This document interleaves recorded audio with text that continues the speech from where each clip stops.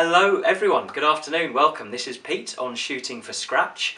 It is Tuesday the 31st of January 2017 and I'm down here in Hampshire in the house that I grew up in. I'm house sitting for the week, so it's nice to be back here.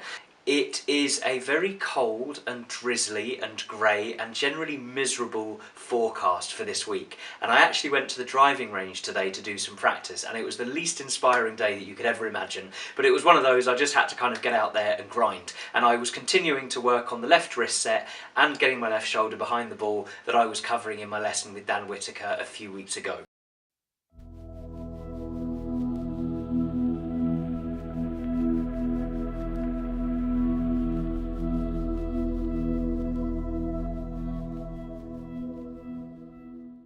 Just hitting some balls from this outside area. It's not ideal weather to be doing it, but the light is better. Trying to film from inside the bays, facing outwards, I just end up like a black silhouette and it doesn't work very well at all. So I'm going to do some practicing out here, and I may do some chipping as well from the grass onto this AstroTurf area. But I'm just going to go and get some balls now.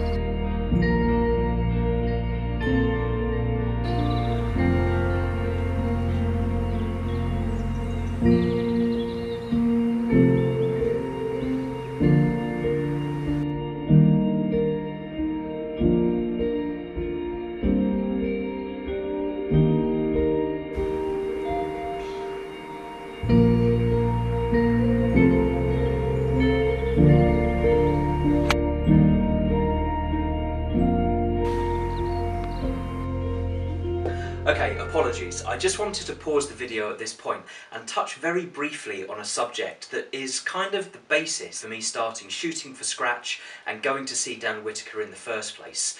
My swing is very inconsistent. I tend to play either very, very well, so I shoot 1 or 2 over par, or even scratch, or I will shoot 10, 12, 13 over par. I very rarely play to a consistent 5 or 6. My swing always has been very flippy, very active hands through impact. Think Luke Donald, you know, where the right forearm, and Ricky Fowler, where the right forearm is really coming over the left during impact and during the release.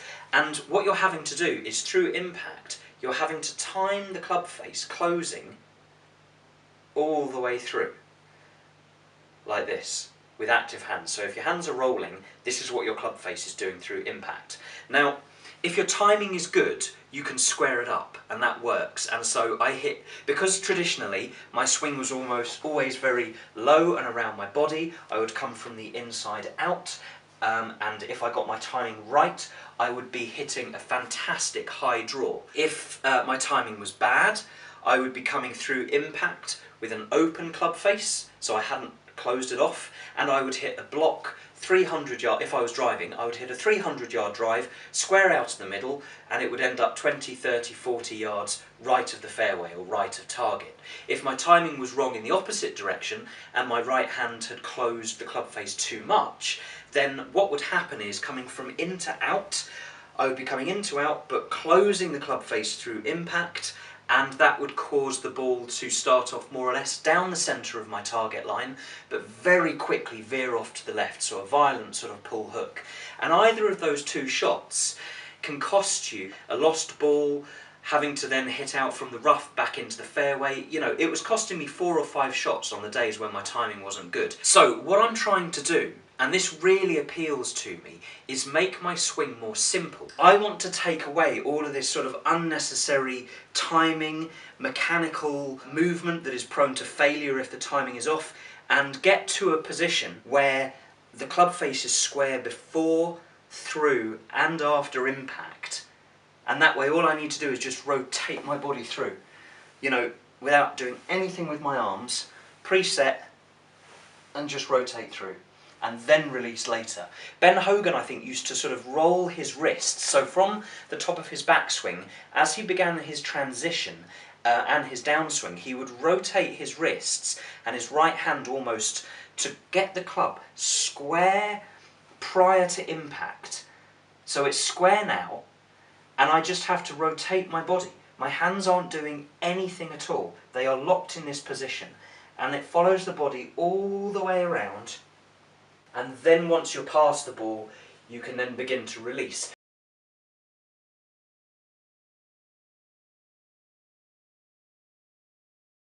I think it was Ben Hogan that actually said golf is a game of misses. So if I can limit my misses, then that is going to have a positive effect on my score. Every miss you have, every bad shot that you have, it just takes you further and further away from where you want to be. You end up trying to cling on to your score rather than playing aggressively and saying, right, now I know I can go for this shot because I'm not going to miss, and try and take a shot off my score, as opposed to, oh, I've got to try and limit the damage on every shot. And it's a whole different mentality, and I think it all comes back to this reliable golf swing. Hopefully that makes sense, but I'm going to carry on with the video now.